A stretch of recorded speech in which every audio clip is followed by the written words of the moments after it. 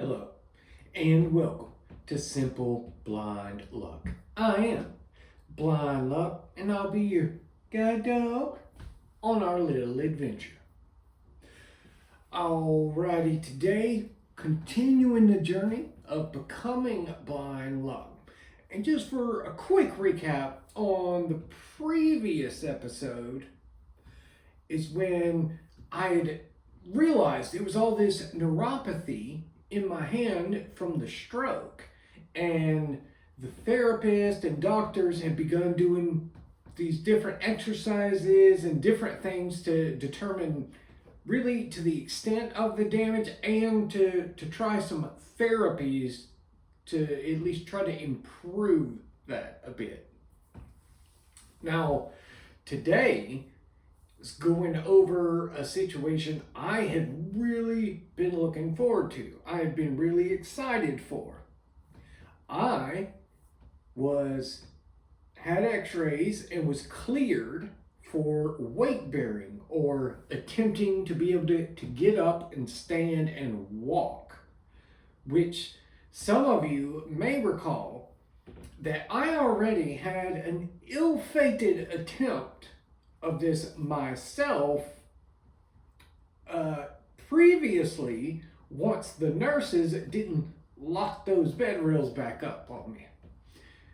And I was kind of anxious to see how it would go now, because there were several weeks in between, a lot of therapy, a lot of working on strengthening and all these things, and I wanted to walk so bad. Like, when you sit in a bed for months, and then the only difference is getting in a wheelchair on occasion, it just really drove me crazy not to just get up and walk. So I was really looking forward to that. So once they showed up to get ready, I was a little surprised because they were really prepared. It was quite a production, because I had a fella came with a walker, and then they had stood me up. They had attached what is basically like a weightlifting belt around my waist, but it has this big loop in the back, and that way they can walk behind me holding on to that, and they can kind of support you or catch you if you start to fall. And then I had another nurse was going to be walking behind him, pushing a wheelchair for just in case legs gave out, needed a break, whatever. And honestly, I had already made my mind up that I won't need that wheelchair. I'm just gonna go. I'm gonna do it.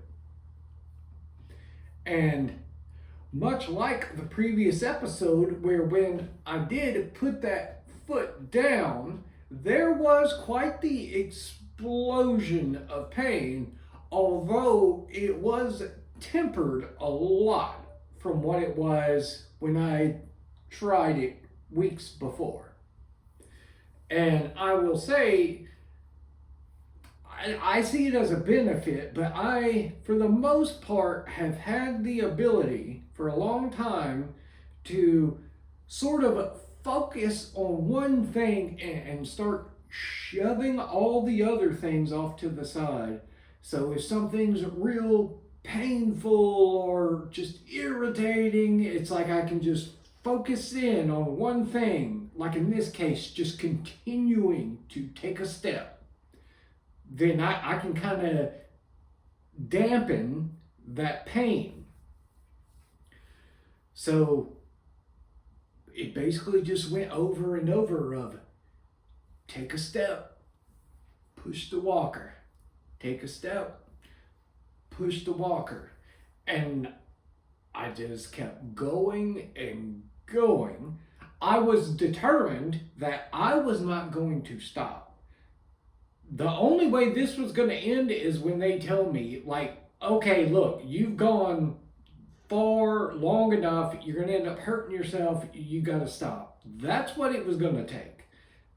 And honestly, that is what it did take, because I just kept going and going, and eventually they forced me to stop. And I was a little upset, but I was kind of okay with it that they would not let me walk back, like back to my room. I had to get in the wheelchair and get escorted back. And I will say that the second I did sit down in that wheelchair, there were several things, like a conflagration of emotions and things hit all at once. One, the pain that I'd kind of been pushing down, it came roaring to the forefront. And yeah, it tickled, I will say. I also noted there was quite an intense burning, because the muscles in your legs, when you don't actually walk on them, you're up, and they actually will tighten and draw up. So by me walking again without having done so in so long, it was really pulling and stretching those muscles a lot. So there was a lot of burning from that going on. But more than any of that, there was just this overwhelming satisfaction that I did it. Because up to this point, first, they didn't believe I was going to survive at all when I arrived at the hospital. Proved them wrong on that. Next, they didn't think I was going to know who I was, what was going on. I would basically just be a vegetable that sitting in the corner all the time. Now, I am not any sort of Rhodes Scholar by any means, but I'm definitely not a vegetable. I'm aware of what's going on.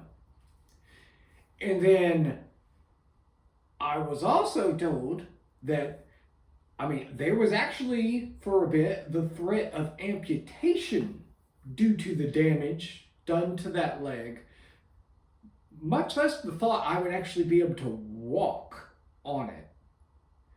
But that also, I overcame that.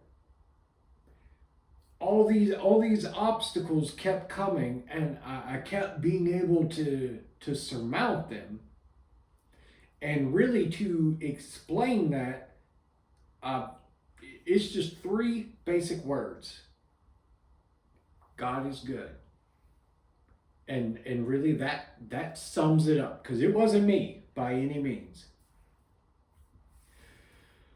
But I was very, very fortunate and very happy to be able to actually stand and walk again. As a matter of fact, when I first stood up, it's kind of funny because my nurses went, "Oh my God, you're so tall." And I guess because to them, I'd always been just laying down in a hospital bed. Well, it also surprised me, because I grew up, there's a bunch of, like my brother and my cousin, bunch of tall people, and they're taller than I am. So I actually always grew up as the short one. So to be in a room where the nurses are like, "Oh my God, you're so tall." I'm like, who are you talking about? I'm not tall. Like, my brother's tall, I'm not tall. So that was kind of neat as well. I am going to pause for today. Now, in the next episode of Becoming BlindLuck, there was a big change coming. I was actually going to get to leave, but I wasn't going home. So make sure you do stick around and check that out. I will leave you with an on the bright side. And for today we have, yeah, I'm blind. But on the bright side, it is extremely easy for me to just close my eyes and eliminate all other distractions. Come to think of it, I really don't even have to close my eyes. And with that, I will hear you later.